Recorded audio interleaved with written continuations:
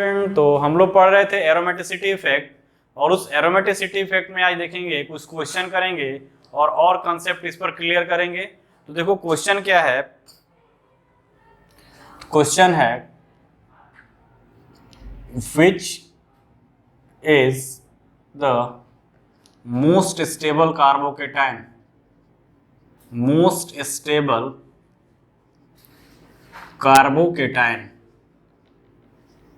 ठीक है, ये भी एरोमेटिसिटी इफेक्ट पे ही है। तो देखो यहां पे फर्स्ट देखो,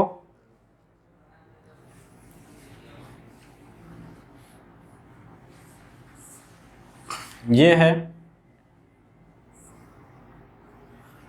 ऑप्शन 1। ऑप्शन सेकंड की बात करो,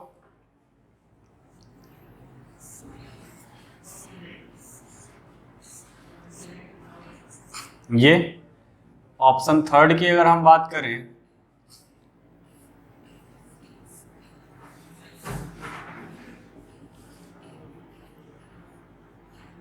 ये है, एंड ऑप्शन फोर्थ की बात करें,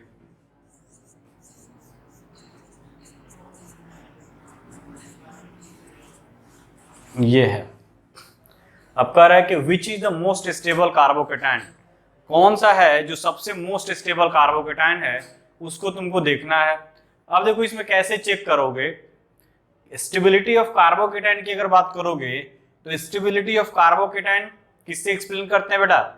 इंडक्टिव इफेक्ट से एक्सप्लेन करते हैं, हाइपर कॉन्जुगेशन से एक्सप्लेन करते हैं, रेजोनेंस से एक्सप्लेन करेंगे, और एरोमेटिसिटी इफेक्ट से एक्सप्लेन करेंगे। इस कार्बोकेटाइन को क्या बोलते हैं बेटा? ट्रोपाइलियम कार्बोकेटाइन। ट्रोपाइलियम, ट्रोपाइलियम, ट्रोपाइलियम कार्बोकेटाइन। इसको क्या बोलते हैं बेटा? साइक्लोपेंटेडाइन केटाइन, साइक्लोपेंटडाइनाइल केटाइन। ये क्या हो जाएगा बेटा? Benzyl, benzyl carbocation.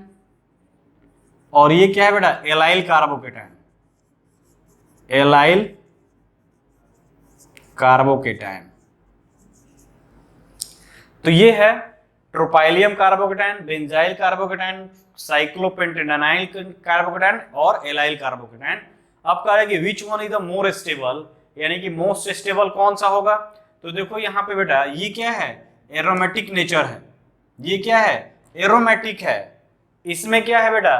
तो ये इसमें देखो रिजोनेंस है, यहां पर क्या है? रिजोनेंस है। और जबकि ये वाला क्या है? एंटी एरोमेटिक है। तो एरोमेटिसिटी का कंसेप्ट लगाओगे, साइक्लिक है, प्लेनर है, cyclic planar, and each carbon each क्या होना चाहिए? sp2 हाइब्रिडाइज होना चाहिए। तो each carbon atom is sp2 hybridize, cyclic है, प्लेनर है, और क्या होना चाहिए? हकल रूल को फॉलो करना चाहिए। तो हकल रूल के एक्सपेक्ट में अगर देखोगे तो यहाँ पे एक मिनट, ठीक है, इस हकल रूल के रिस्पेक्ट में अगर हम देखें यहाँ पे, तो हकल रूल लगाओगे यहाँ पे तो क्या है बेटा? 4n+2 pi rule, 4n+2 pi electron rule की अगर बात करो तो कितने? 4n2 कितने पाई इलेक्ट्रॉन है? 1 2 3 पाई बॉन्ड है, यानी 6 पाई इलेक्ट्रॉन है, यानी 4n+2 इज इक्वल टू 6। यानी क्या हो जाएगा? n की वैल्यू निकालोगे तो 1 आ जाएगा इस केस में। यानी ये क्या है? एरोमेटिक सिस्टम है, एरोमेटिक है। और यहां पे देखोगे तो ये क्या है? 4n रूल फॉलो कर रहा है, यानी 4n इज इक्वल टू क्या हो जाएगा? 2 और 2 4, 4 इलेक्ट्रॉन, यानी n इज इक्वल टू क्या हुआ? 1। तो ये क्या है? एंटी एरोमेटिक है, एंटी एरोमेटिक। यहां पे देखोगे क्या है बेटा? ये रिजोनेंस है इसके साथ, ये इधर से है, ये इधर से है, तो ये क्या है? रिजोनेंस है, रिजोनेंस। यहां पे देखोगे तो ये भी अगर इधर जाएगा तो ये क्या बनेगा? रिजोनेंस में है। तो कार्बोकेटाइन की स्टेबिलिटी को एक्सप्लेन करने के लिए अब एक दूसरा टर्म जुड़ गया, वो क्या? Aromaticity effect. यानी कि अगर हम बात करें तो कार्बोकेटाइन की स्टेबिलिटी की अगर तुम एक्सप्लेनेशन करोगे तो सबसे फर्स्ट प्रायोरिटी दोगे एरोमेटिसिटी का, एरोमेटिसिटी। उसके बाद तुम्हारा आएगा रेजोनेंस, ठीक है ना बेटा। उसके बाद हमारा क्या आएगा, एरोमेटिसिटी हो गया, रेजोनेंस हो गया, हाइपर कॉन्जुगेशन एच इफेक्ट, और सबसे लास्ट में क्या आएगा, आई इफेक्ट, इंडक्टिव इफेक्ट। तो this is use for the explanation of carbocation stability. अब हमने अभी तक रेजोनेंस का इफेक्ट देखा, अब हम देखेंगे क्या, एरोमेटिसिटी का इफेक्ट। यानी अगर देखोगे तो कार्बोकेटाइन की स्टेबिलिटी के लिए एरोमेटिसिटी एक्सप्लेन भी करता है, रेजोनेंस भी, हाइड्रोजन हाइपर कॉन्जुगेशन और इंडक्टिव इफेक्ट भी। तो एरोमेटिसिटी का जो पोजीशन है वो टॉप पे है, यानी क्या है, ये हाईली स्टेबल है। और हाईली स्टेबल क्यों है बेटा, because this plus charge is delocalized between 7 carbon atom. यानी कि ये जो प्लस चार्ज है किसी एक पे क्या है, एक पे कॉन्स्टेंटली रिसाइड नहीं किया हुआ है, 7 कार्बन एटम के बीच क्या हो रहा है, डिलोकलाइज हो रहा है। और जब 7 कार्बन एटम के बीच डिलोकलाइज होगा यानी एक्सटेंसिव डिलोकलाइजेशन हो रहा है, प्लस एरोमेटिसिटी भी है, ठीक है। तो ये एरोमेटिसिटी भी है, रेजोनेंस भी है, दोनों इफेक्ट काम कर रहा है। That is why tropylium carbocation is the most stable carbocation. तो आंसर क्या हो जाएगा, ये। यदि ऑर्डर की बात करोगे कि सबसे ज्यादा, सबसे लिस्ट कौन होगा, तो सबसे लिस्ट एंटी एरोमेटिक, तो सबसे ज्यादा ये, फिर ये बेंजाइलिक कार्बोकेटाइन, फिर एलाइलिक कार्बोकेटाइन, और सबसे कम ये। तो सबसे मोस्ट की बात करोगे तो ये, और सबसे लिस्ट की बात करोगे तो एंटी एरोमेटिक, और ऑर्डर की बात करोगे तो सबसे मोस्ट स्टेबल ये, फिर थर्ड, फिर फोर्थ, देन सबसे लिस्ट ये। तो this is the order of stability of carbocation. यानी क्या है बेटा, ये कार्बोकेटाइन की स्टेबिलिटी का ऑर्डर हुआ, क्या हुआ, फर्स्ट, थर्ड, फोर्थ, सेकंड, और मोस्ट स्टेबल यानी फर्स्ट। तो इस तरह से हम इस क्वेश्चन को कर सकते हैं, ठीक है ना बेटा। अब देखो यहां पे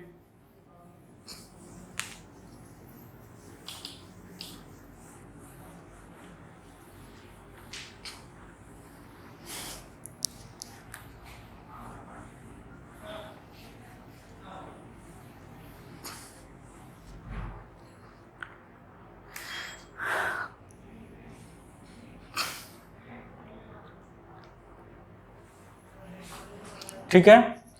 अब देखो यहां पे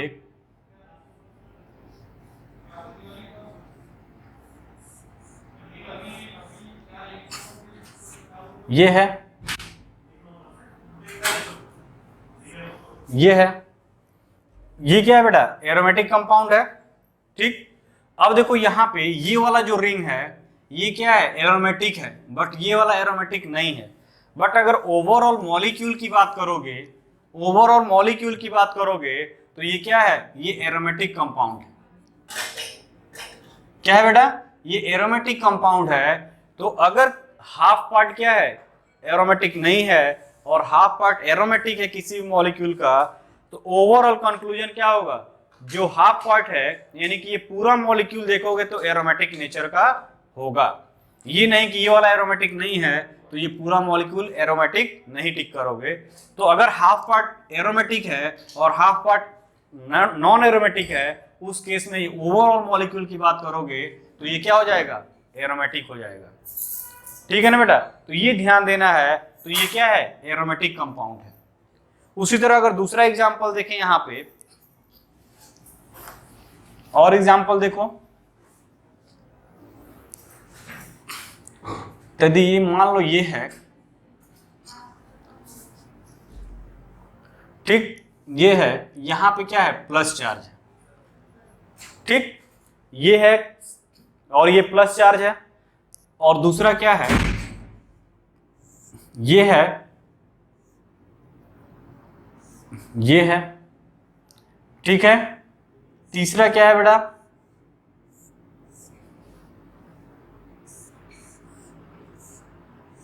ये है, ये है। तो ये सब क्या है बेटा, ये देखो यहां पे, और ये है, ये है, इस टाइप से है। तो ये देखो, ये क्या है, इसके साथ कॉन्जुगेशन में है तो बोलोगे यस सर है। तो ये अगर इधर जा रहा है तो यहाँ पे आएगा डबल बॉन्ड, यहाँ पे आएगा प्लस चार्ज। तो ये क्या है, ये वाला देखो, तो this carbon is sp3 hybridise. ये क्या हो जाएगा बेटा, sp3 हाइब्रिडाइज है। तो sp3 हाइब्रिडाइज होने के कारण क्या हो जाएगा, यहाँ पे 4n प्लस 2 रूल अगर लगाते हो तो क्या होगा, 4n प्लस 2 यानी कि कोई भी रूल फॉलो नहीं करेगा, यानी ये क्या होगा, ना तो एरोमेटिक और ना ही anti aromatic, this is the non aromatic compound. क्या होगा बेटा, नॉन एरोमेटिक कंपाउंड, ये नॉन एरोमेटिक हुआ। ये लगाओगे तो 4n plus 4n is equal to pi electron यानी 4n इज इक्वल टू 1, ये क्या होगा बेटा, एंटी एरोमेटिक, एंटी एरोमेटिक। यहां पे देखोगे तो 1 2 3 है यानी 6, 4n plus 2 is equal to 6 हो रहा है। बट देखो यहाँ पे 4n इज इक्वल टू क्या हो जाएगा, 4 यानी n is equal to 1। Huckel rule तो फॉलो कर रहा है बट कॉन्जुगेशन नहीं है। ये sp3 यानी हकल रूल फॉलो कर रहा है बट ये क्या है, डबल सिंगल कॉन्जुगेशन नहीं है। So it is not a aromatic compound, it is a non aromatic compound, non aromatic compound. क्या है बेटा, ये नॉन एरोमेटिक कंपाउंड है। तो इसको तुमको ध्यान देना है एरोमेटिक, नॉन एरोमेटिक और एंटी एरोमेटिक के रिस्पेक्ट में। ठीक है, अब देखो यहां पे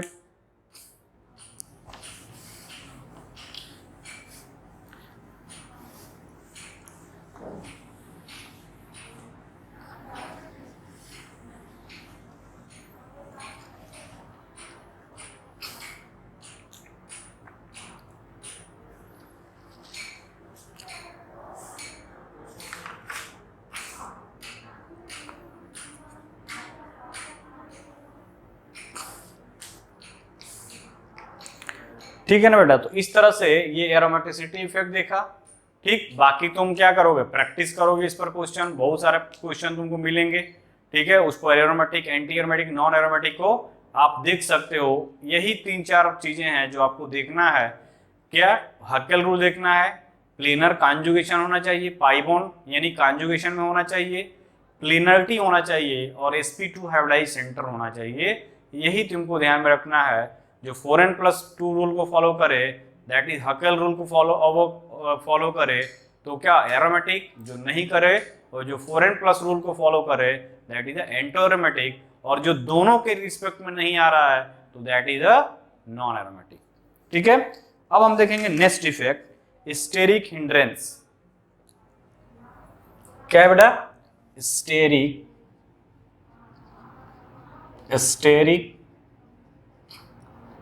हिंड्रेंस।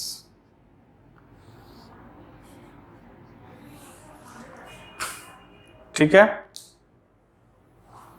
स्टेरिक हिंड्रेंस की अगर हम बात करें तो स्टेरिक हिंड्रेंस अगर तुम खुद एनालाइज करो, नॉर्मल लाइफ की अगर हम बात कर रहे हैं तो तुम मान लो ऑटो से जा रहे हो।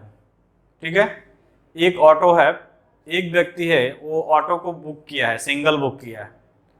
एक ऑटो है जो बुक नहीं किया है व्यक्ति, उस पर 2-3 लोग बैठे हुए हैं। तो जो बीच वाला व्यक्ति है या जो आजू बाजू वाला व्यक्ति है जो सिंगल बैठा है, वो आराम से उसमें बैठ के जा रहा है, कोई दिक्कत नहीं है, उसको कोई टच नहीं हो रहा है, कुछ भी नहीं हो रहा है। लेकिन जो अगर जो बुक नहीं किया है, जो प्राइवेटली बुक नहीं किया है, उस केस में क्या होगा, वो क्या करेगा, और आदमी को बैठाएगा। मान लो आप पीछे बैठे हो, तो जो पीछे बैठे हो तो क्या होगा, तुमको आसपास बैठना पड़ेगा। तो आसपास बैठने से होगा क्या कि तुम एक दूसरे से टच में रहोगे। जब टच में रहोगे तो क्या होगा, जब गाड़ी थोड़ा बहुत इधर उधर होगा तो तुम्हारे बीच क्या होगा, तुम्हारे बीच तुम्हारा बॉडी उस दूसरे के बॉडी से क्या होगा, टकराएगा। यानी टकराएगा, उसी को बोलते हैं स्ट्रेन, स्टेरिक हिंड्रेंस। यानी उनके बीच क्या हो रहा है, स्टेरिक मतलब क्या हो रहा है, रिपल्सन। ठीक है, उनके बीच क्या होगा, एक टकराव होगा जिससे रिपल्सन क्रिएट होगा, ठीक है, और उसी को बोलते हैं स्टेरिक हिंड्रेंस। उसी तरह अगर ऑर्गेनिक मॉलिक्यूल के रिस्पेक्ट में बात करोगे तो वहां पे भी क्या होता है बेटा, स्टेरिक हिंड्रेंस क्रिएट होता है। जब दो एटम या दो ग्रुप ऑफ मॉलिक्यूल एक दूसरे के वांडरवॉल फोर्स ऑफ रेडियाई के एरिया में आ जाते हैं, एक मिनिमम डिस्टेंस होता है किसी भी मॉलिक्यूल का, तो यदि वांडरवॉल फोर्स ऑफ अट्रैक्शन के बीच, उनके रेडियस के बीच वो एक दूसरे के आ जाते हैं, तो उनके जो स्पेशियल ग्रुप का जो एरिया है उनके बीच रिपल्सन क्रिएट होने लगता है, और इसी रिपल्सन को बोलते हैं क्या, स्टेरिक हिंड्रेंस। उनके बीच क्या होगा, एक टकराव होगा, और उसी टकराव को बोलते हैं क्या, स्टेरिक हिंड्रेंस। अब हम बात करेंगे, अगर मान लो जैसे अगर ये देखो क्या है, कार्बन कार्बन डबल बॉन्ड है, इस कार्बन कार्बन डबल बॉन्ड पे ये CH3 ग्रुप जुड़ा हुआ है, ये हाइड्रोजन ग्रुप जुड़ा हुआ है, ये वाला CH3 ग्रुप जुड़ा हुआ है, और ये वाला हाइड्रोजन ग्रुप जुड़ा हुआ है, ठीक है ना बेटा। अब इसी को हम इस फॉर्म में लिख रहे हैं, कार्बन कार्बन डबल बॉन्ड, ये वाला मिथाइल ग्रुप यहाँ पे और ये वाला मिथाइल ग्रुप यहाँ पे, ये हाइड्रोजन यहाँ और ये हाइड्रोजन यहाँ। This is the cis butene, cis butene या butene. This is the trans butene, trans butene, two ene. अब देखो सिस ब्यूटीन के रिस्पेक्ट में देखो तो ये वाला ग्रुप का एरिया ये है और इस वाले ग्रुप का एरिया ये है। इनके बीच का जो डिस्टेंस अगर हो गया, वांडरवॉल फोर्स ऑफ अट्रैक्शन के डिस्टेंस रेडियस के बीच में आ गया, तो ये क्या होंगे, एक दूसरे को रिपेल करेंगे। स्पेशियल अरेंजमेंट उनके लिए क्या होगा, लड़ाई होगा, सर्वाइवल ऑफ द फिटेस्ट, सुने होंगे जो बायोलॉजी पढ़े होंगे, बायोलॉजी के लिए जो स्ट्रॉन्ग है वही सर्वाइव करेगा। यानी अगर रिपल्सन हो रहा है तो जो स्ट्रॉन्ग है वही सर्वाइव करेगा। तो किसी भी मॉलिक्यूल के बीच में अगर रिपल्सन क्रिएट हो रहा है तो रिपल्सन से क्या होगा, एनर्जी रिलीज होगी, और एनर्जी किसी भी सिस्टम में आना अनस्टेबल। केमिस्ट्री के रिस्पेक्ट में, हमारे रिस्पेक्ट में से उल्टा है, हमारे को अगर पैसा आएगा तो हम स्टेबिलिटी की तरफ जाएंगे, लेकिन अगर केमिस्ट्री के रिस्पेक्ट में बात करोगे तो उनको अगर एनर्जी मिल रहा है, कहीं से अगर टकरा रहे हैं, उनको कोई कोलाइड कर रहा है, उनको एनर्जी बढ़ रहा है, यानी वो टेंशन, हाइपर टेंशन में जा रहे हैं, तो उनका एनर्जी डिक्रीज हो जाएगा। अगर हम अपनी बिहेवियर के रिस्पेक्ट में बात करें, जैसे तुम गुस्से में हो तो क्या होगा, एनर्जी हाई रहता है, तुम उस गुस्से में कुछ भी करते हो पता नहीं चलता है, तो उस समय एनर्जी ज्यादा, स्टेबिलिटी कम। स्टेबिलिटी कम क्यों, क्योंकि उस टाइम जो तुम कर देते हो वो तुमको खुद को नहीं पता होता है कि ये हमारे लिए बुरा है कि अच्छा है, ठीक है।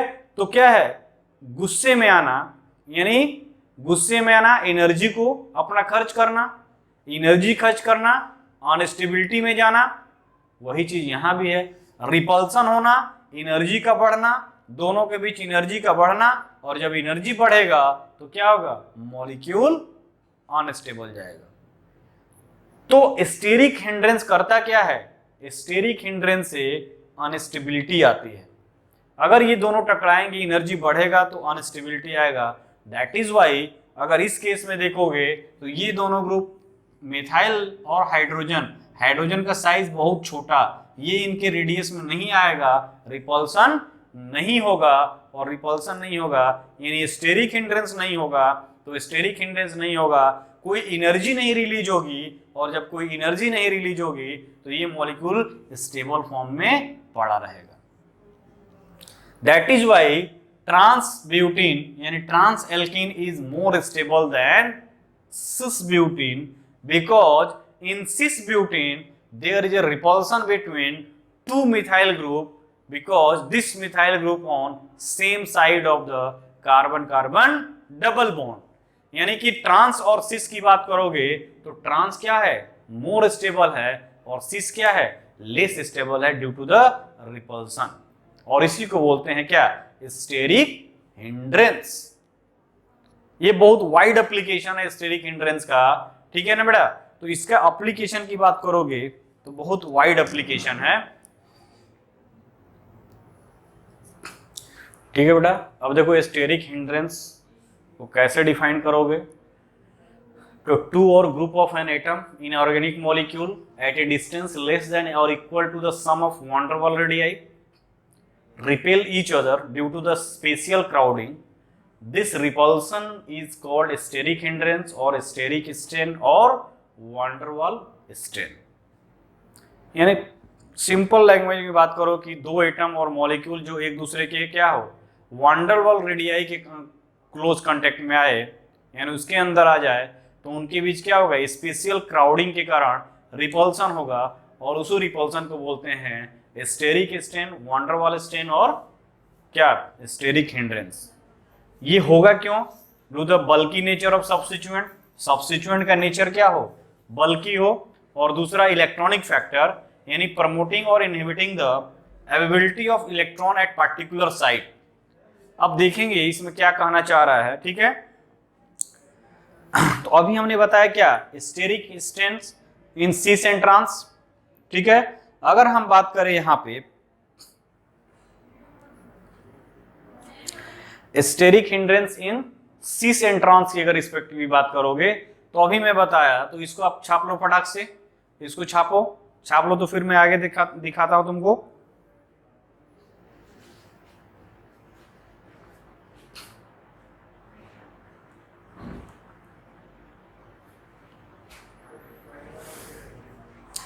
छाप ली बेटा, हटाते हैं, ठीक है। तो देखो इसका इफेक्ट क्या होगा, effect of steric strain.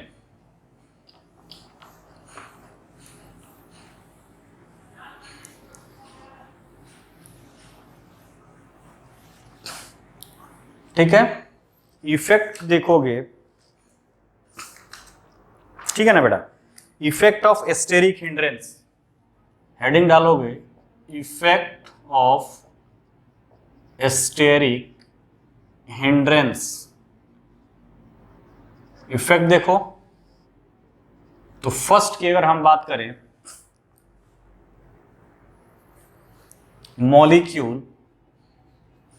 Molecule with steric hindrance is less stable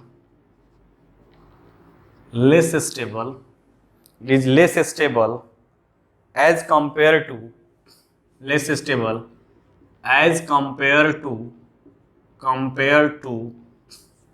molecule having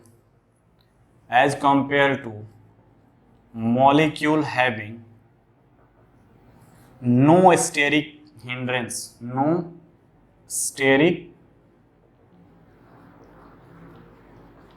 hindrance, ठीक है। अब देखो यहां पे कार्बन कार्बन डबल बॉन्ड, अभी मैंने बताया CH3, ये H, ये CH3H। ये देखो बेटा यहां पे इस कंडीशन की अगर बात करोगे, तो ये क्या है, ये मिथाइल ग्रुप है और ये मिथाइल ग्रुप है, इनका साइज क्या है, एक दूसरे के आसपास है, तो इनके बीच क्या है, रिपल्सन होगा, इनके बीच क्या होगा बेटा, रिपल्सन होगा, ठीक है। और इस रिपल्सन होने के कारण क्या होगा, स्टेरिक स्ट्रेन होगा, यानी इस रिपल्सन होने के कारण स्टेरिक स्ट्रेन होगा मॉलिक्यूल में। यहां पे देखोगे carbon carbon double bond CH3, यहाँ पे CH3, यहाँ पे H है और यहाँ पे ये H है, ठीक है। H साइज छोटा है, ठीक है। अब देखो ये जो मिथाइल ग्रुप है, इनके बीच और ये हाइड्रोजन है, इनके बीच कोई रिपल्सन नहीं होगा। इसके बीच देखोगे ये और ये कोई रिपल्सन नहीं होगा, यानी यहाँ पे क्या है, no repulsion due to the small size of hydrogen atom. तो यहाँ पे क्या है, रिपल्सन है, यानी पे क्या है, स्टेरिक हिंड्रेंस है, और यहां पे क्या है, no steric hindrance, no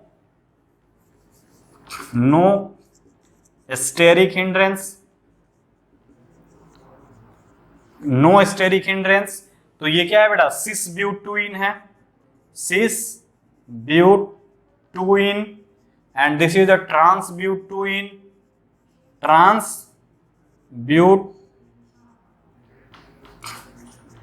to in, तो स्टेरिक हिंड्रेंस होने के कारण क्या होगा, तुम कह रहा है molecule with steric hindrance is less stable as compared to molecule having no steric hindrance।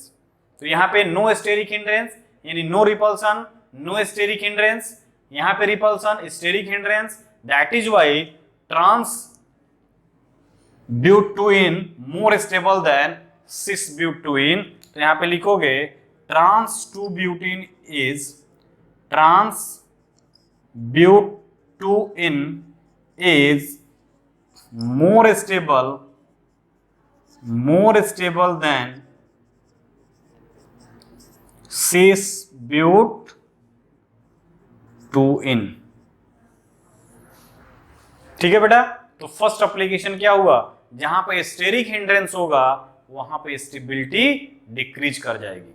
Okay, next देखो फटाफट इसका इफेक्ट क्या होगा।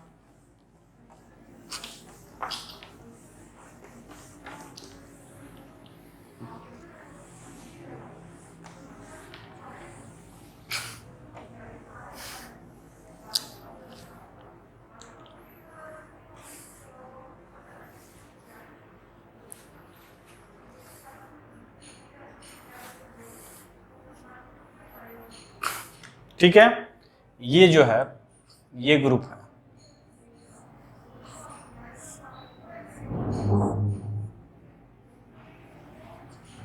COOH group, CH3 group and this is the CH3 group. एक ये कंपाउंड है, दूसरा कंपाउंड जो है बेटा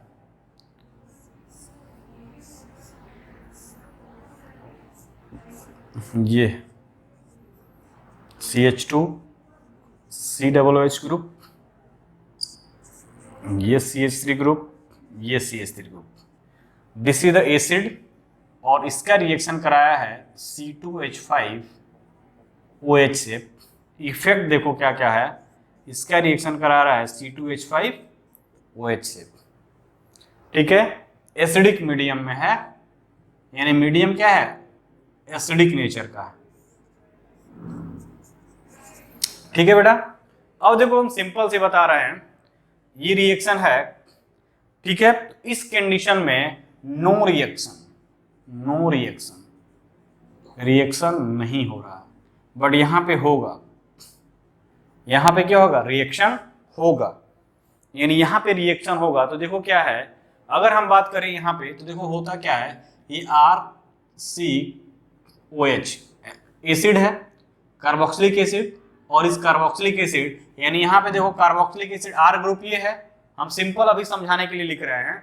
तो ध्यान देना होता क्या, रिएक्शन में होगा क्या, तो this is the carboxylic acid, this is the carboxylic acid, और इस कार्बोक्सिलिक एसिड का रिएक्शन किससे हो रहा है, इस एल्कोहल से। तो यहाँ पे OH है C2H5 और एसिडिक मीडियम है, ये होता है एसिडिक और बेसिक मीडियम दोनों में होता है। तो होता क्या है बेटा, देखो यहाँ पे इस कार्बोक्सिलिक एसिड का OH ग्रुप और इस फिनॉल का यानी अल्कोहल का H ग्रुप बाहर निकलता है, यानी यहाँ पे ओवरऑल होगा क्या कि ये एसिडिक मीडियम में रिएक्शन हो रहा है, वाटर मॉलिक्यूल बाहर निकलेगा, वाटर मॉलिक्यूल बाहर निकलेगा यानी बनेगा क्या, RCOC2H5, this is the Easter.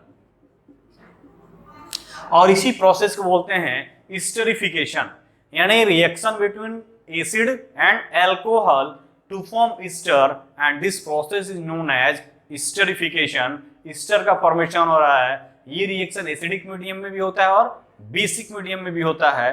तो हमको यहाँ देख रहे हैं, तो this is the alcohol group, this is the alcohol group यानी ethyl alcohol, ethanol, ethyl alcohol, ये भी क्या है बेटा, इथाइल अल्कोहल।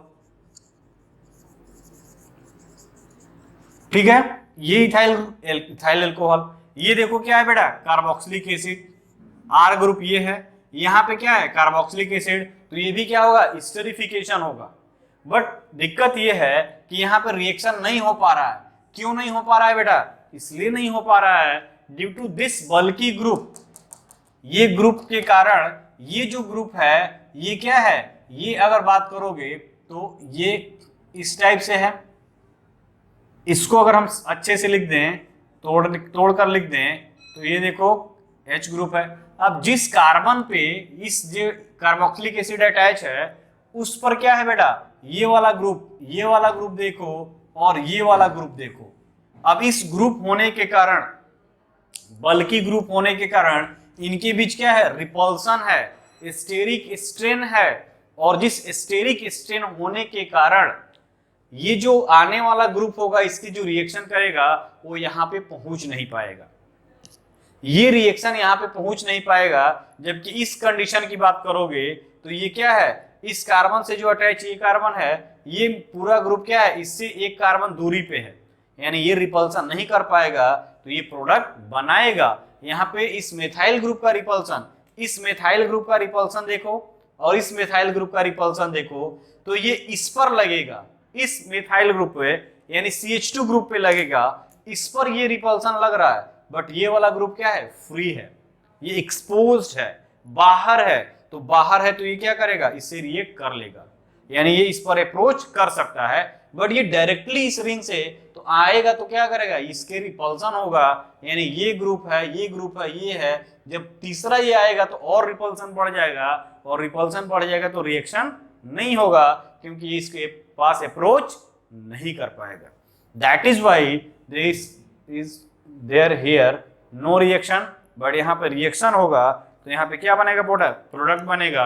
और प्रोडक्ट देखो क्या बन जाएगा, अगर हम इसको बना दूं थोड़ा इस तरह से करके देखो, तो ये बेंजीन रिंग हो गया, ये CH2 हो गया, यहाँ पे CO इसी तरह का रिएक्शन है O, और यहाँ पे C2H5 हो गया। ठीक, ये बन गया, यहाँ पे CH3 है और यहाँ पे CH3 है, यहाँ पे रिएक्शन नहीं होगा। तो यहाँ पे रिएक्शन नहीं क्यों नहीं हो रहा है बेटा, तो इसलिए नहीं हो रहा है कि दो सब्स्टिट्यूएंट है 2,6 डाइमेथाइल, अगर इसका नेमिंग करोगे तो क्या हो जाएगा 1 2 3 4 5 6 2,6 dimethyl benzoic acid. The two substituent at the ortho position in 2,6 dimethyl benzoic acid block the approach of alcohol। तो यहां पे लिखोगे the 2-methyl group of 2,6 dimethyl benzoic acid, the 2-ethyl group of 2,6 dimethyl benzoic acid block the approach of alcohol,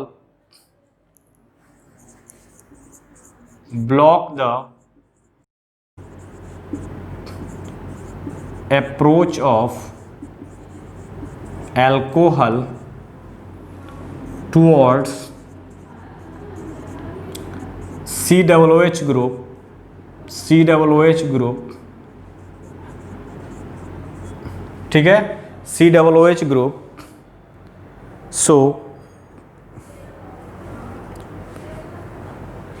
so hence no esterification occur, no esterification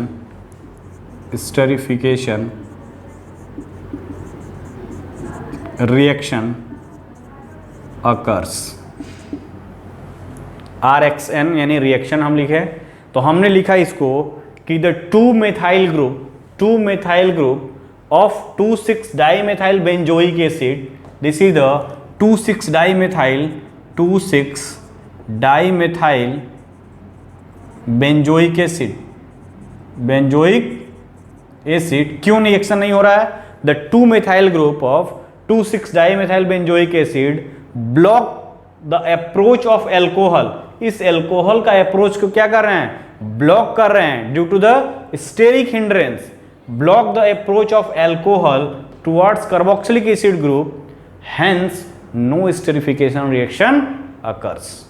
that is why this reaction is not occur, whereas this reaction is easily occur because 2-methyl group are far away from this carboxylic acid group। ये 2 methyl group क्या है, इससे दूरी पे हैं, तो यहाँ पे इसको ब्लॉक नहीं कर पाएंगे, तो ये रिएक्शन होगा, ये रिएक्शन नहीं होगा। ठीक है बेटा।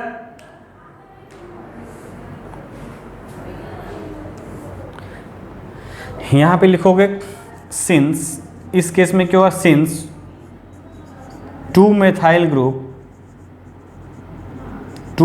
group are far away from COOH group. Since 2 methyl group are far away from COOH group, hence no steric hindrance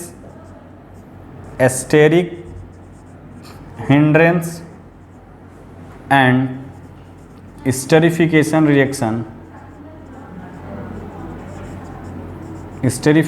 reaction easily occurs। ठीक है ना बेटा। तो ये है,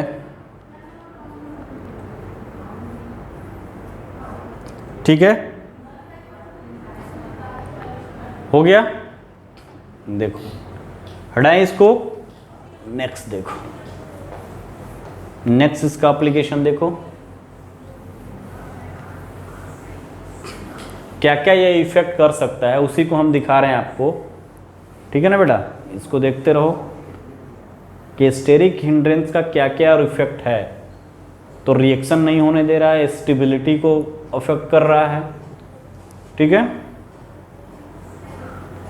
यही सब तुमको क्या करना होगा, काउंट करना होगा। यानी कि जब क्वेश्चन पे जाओगे तो इन सबको इफेक्ट को एक साथ मिक्स करके आपको वहाँ लगाना पड़ेगा, तभी आंसर आपका निकल के आएगा। अब जिसे मान लो यहाँ पे ये ग्रुप है,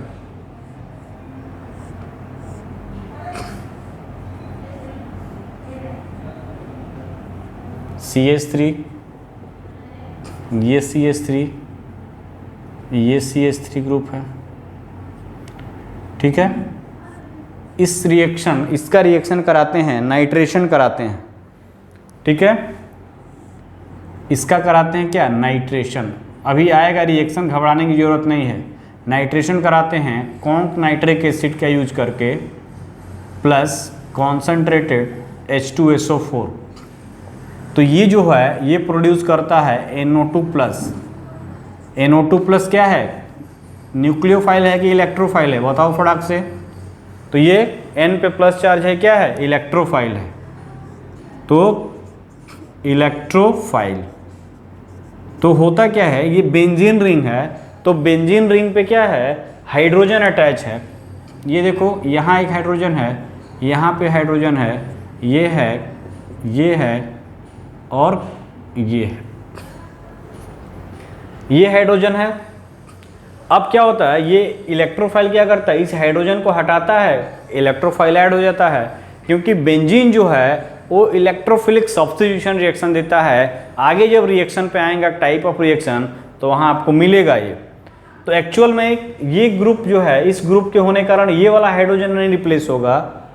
ठीक है, एक्चुअल में ये क्या है, इलेक्ट्रॉन डोनेटिंग ग्रुप है, इलेक्ट्रॉन इस रिंग को दे रहा है। ये इंडक्टिव इफेक्ट लगा रहा है, ये इंडक्टिव इफेक्ट, ये इंडक्टिव इफेक्ट, और ये इलेक्ट्रॉन डेंसिटी बढ़ा रहा है। तो बेंजीन रिंग पे जो इलेक्ट्रॉन डोनेटिंग ग्रुप होते हैं उसके रिस्पेक्ट में ये क्या है, आर्थो मेटा पैरा पोजीशन। तो उसके पैरा पोजीशन पे या आर्थो पोजीशन पे आने वाला इलेक्ट्रोफाइल ऐड होता है। यानी जब रिएक्शन होगा तो ये NO2 या तो यहाँ जाएगा या तो यहाँ जाएगा। तो दो कंडीशन क्रिएट होता है। तो देखो यहाँ पे बेटा दो प्रोडक्ट बनना चाहिए, यानी आर्थो पैरा डायरेक्टिंग ग्रुप है तो दो प्रोडक्ट बनना चाहिए। यानी ये देखो CH3 ग्रुप अटैच है, या तो NO2 इसके रिस्पेक्ट में क्या हुआ, ये आर्थो मेटा और पैरा, तो इसके रिस्पेक्ट में या तो ये आर्थो पे आए, प्लस यहाँ पे देखोगे तो या तो इसके पैरा पे आए, ये NO2 ग्रुप। लेकिन दो प्रोडक्ट बनना चाहिए, बट ये वाला नहीं बनता है, केवल हमको क्या मिलता है, ये मिलता है। ठीक है, ये प्रोडक्ट नहीं मिलेगा। क्यों नहीं मिलेगा? Due to the repulsion. ये लार्ज ग्रुप है, ये इसके बीच रिपल्सन होगा, तो रिपल्सन होगा तो मॉलिक्यूल अनस्टेबल होगा, यानी क्या हो जाएगी? मॉलिक्यूल की स्टेबिलिटी घट जाएगी, तो हमको नहीं मिलेगा। ये वाला मिलेगा, यानी एक ही मिलेगा। तो लिख सकते हो electrophilic substitution reaction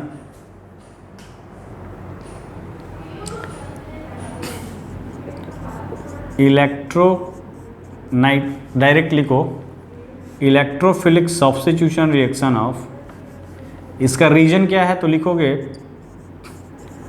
electrophilic substitution reaction such as nitration of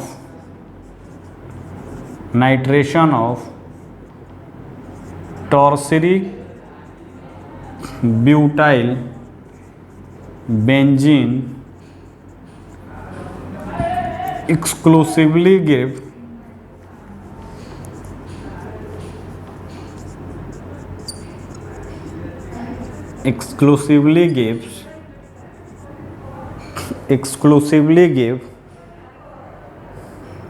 para isomer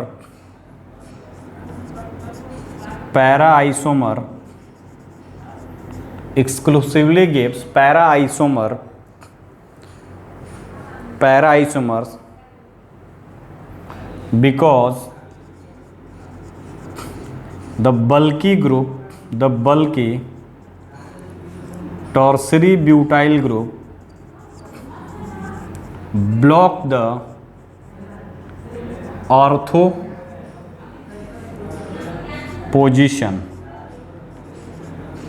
block करेगा ऑर्थो पोजीशन को, तो आने वाला ग्रुप क्या होगा? यहां पे नहीं आ पाएगा, इसलिए क्या देगा? पैरा प्रोडक्ट देगा बेटा। ठीक है, तो ये इसका रीजन है। ठीक है, नेक्स्ट बात करो। यहां पे नेक्स्ट देखते हैं।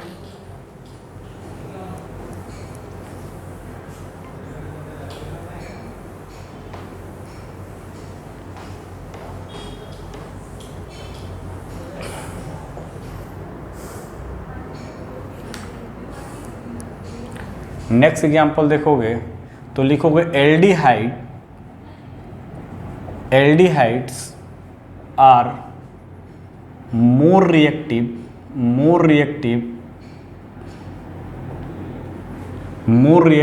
Then ketone. Aldehydes are more reactive than ketone towards nucleophilic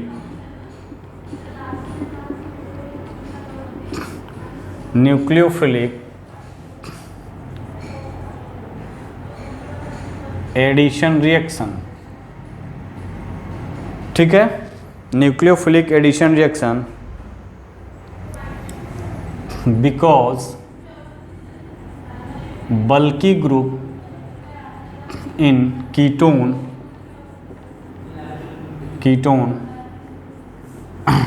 block the bulky group of ketone block the space around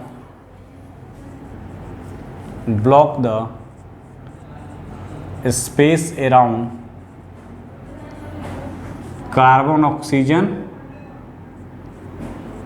bond, carbon oxygen group, bond नहीं, कार्बन ऑक्सीजन ग्रुप। अब देखो समझो बेटा, देखो ये होता है कार्बोनिल ग्रुप। क्या है बेटा?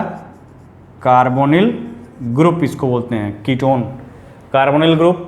अब देखो मान लो अगर इस कार्बोनिल ग्रुप पे यहाँ सपोज करो, अगर यहाँ पे ये CH3, ये ऐसे देखो ये RCO और दूसरा यहाँ H रहे, तो इसको बोलते हैं एल्डिहाइड ग्रुप। और यदि क्या हो यहीं पे RCOR,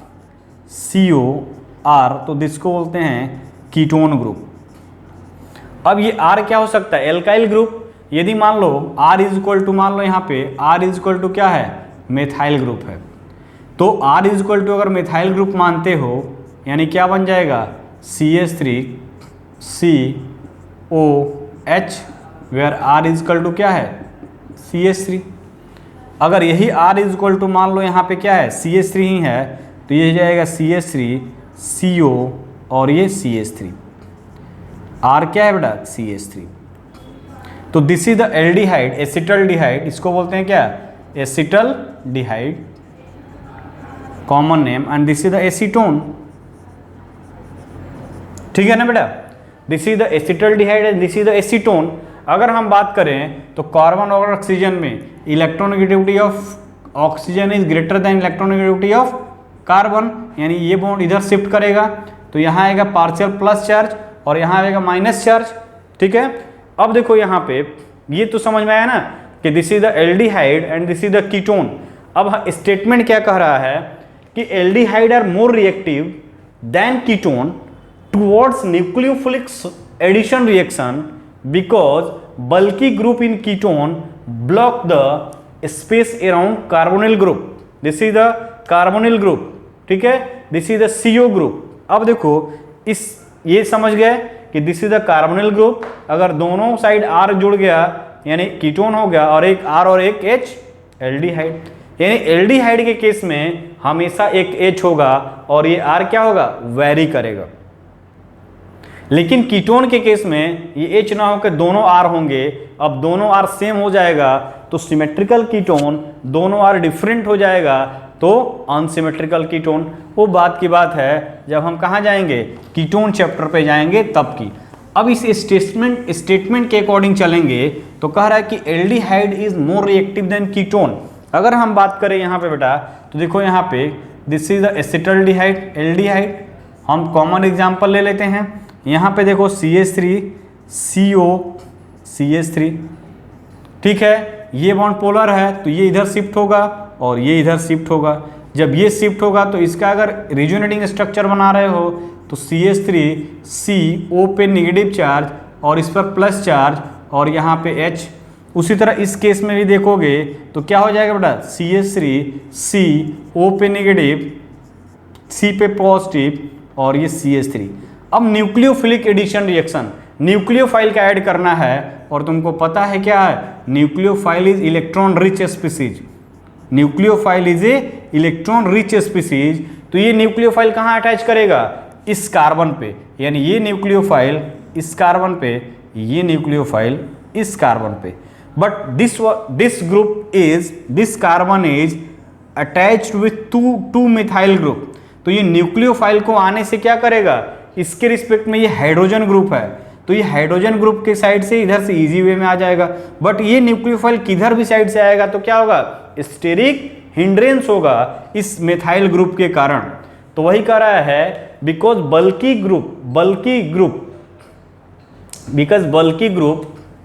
bulky group in ketone block the space around carbonyl group. ये ब्लॉक करेगा, आने वाला ग्रुप को रोकेगा। That is why this is less reactive and this is the more reactive. क्यों, due to the steric repulsion of the two bulky group of ketone. तो हम कह सकते हैं ketone is less reactive than aldehyde because in case of ketone जो two methyl group या two ethyl group, यानी इस केस में देखोगे एल्डिहाइड के केस में तो हमेशा हाइड्रोजन रहेगा एक साइड में, यहाँ पे दोनों methyl group, ethyl group, propyl group जो भी ग्रुप है यानी कुछ ना कुछ स्टेरिक हिंड्रेंस होगा। तो इसकी जो रिएक्शन होगा, रिएक्शन क्या होगा, फास्ट होगा, रिएक्शन फास्ट होगा और इसका रिएक्शन क्या होगा, स्लो होगा, रिएक्शन स्लो होगा due to steric hindrance of two R group. मैं कॉमन लिख रहा हूं 2R ग्रुप या 2 मेथाइल ग्रुप। ठीक है बेटा, यहां पे रिएक्शन फास्ट होगा, केवल एक ही R ग्रुप होगा, एक हमेशा हाइड्रोजन ही होगा।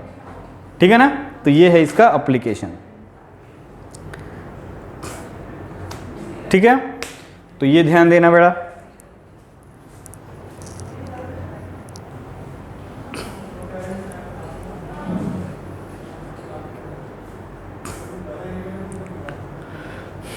ठीक है। अब देखो यहाँ पे इस केस में हम लोगों ने देखा और इस केस में हम लोगों ने देखा, इस केस को देखो और इस केस को देखो, तो यहाँ पे क्या है, यहाँ पे मिनिमम रिपल्सन है, एक ही मिथाइल ग्रुप है, एक हाइड्रोजन है, यहाँ पे दोनों के कारण रिपल्सन है, तो यहाँ पे लेस रिएक्टिव और ये मोर रिएक्टिव होगा।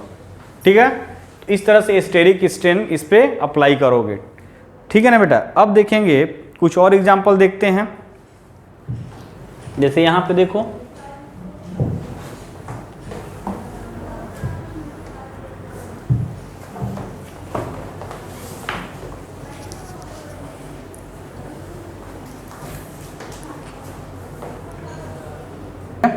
अब देखो एक एग्जांपल ये है, यहाँ पे देखो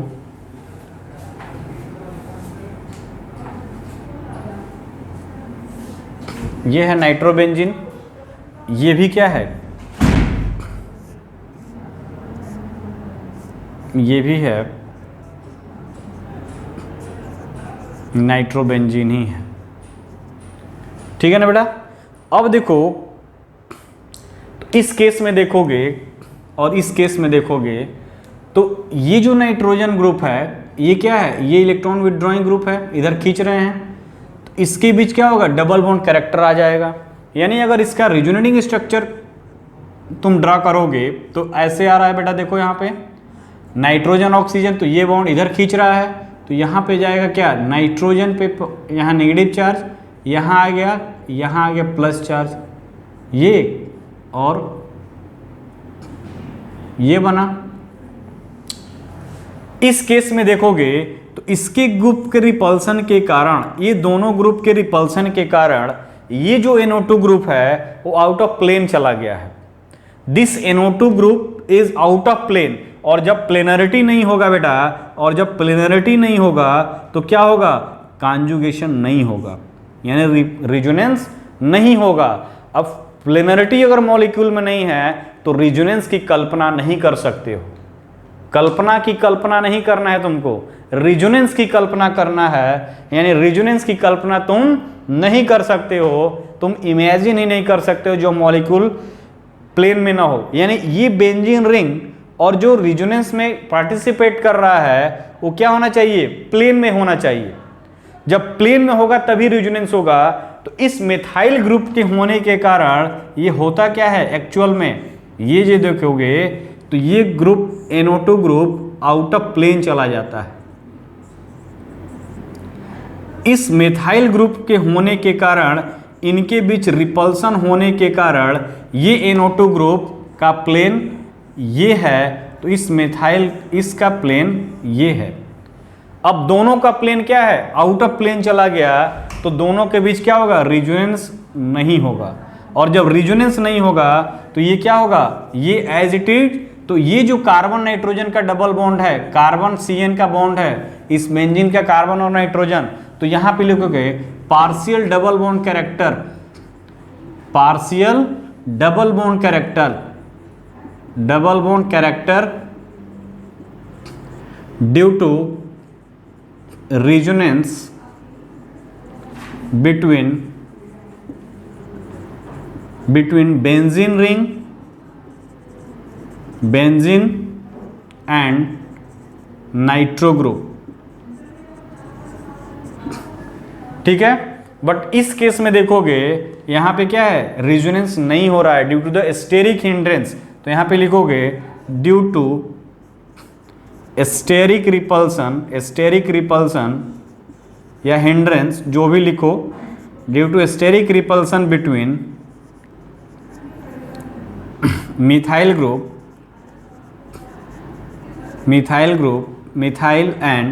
group and nitro group, nitro group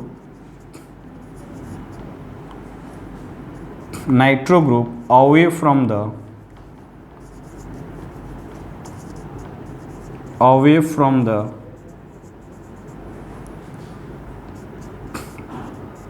plane of benzene ring and no resonance, इसमें क्या होगा, रिजोनेंस नहीं होगा, और जब रिजोनेंस नहीं होगा तो क्या होगा, प्योर सिंगल बॉन्ड कैरेक्टर लिया रहेगा, यानी pure carbon nitrogen single bond.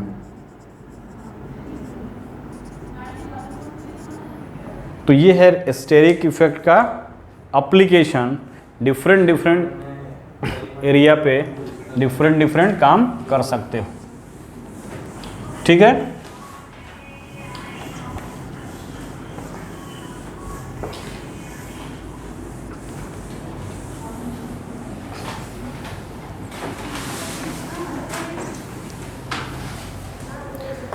तो ये था बेटा स्टेरिक हिंड्रेंस का इफेक्ट। नेक्स्ट लेक्चर में लेकर आएंगे स्टेरिक इनहिबिशन ऑफ रेजोनेंस के बारे में, तो आप इसको अच्छे से नोट डाउन करो और जो भी तुमको क्वेश्चन मिल रहा है इससे रिलेटेड उसको कर डालो। ठीक है बेटा, ओके, बाय बाय।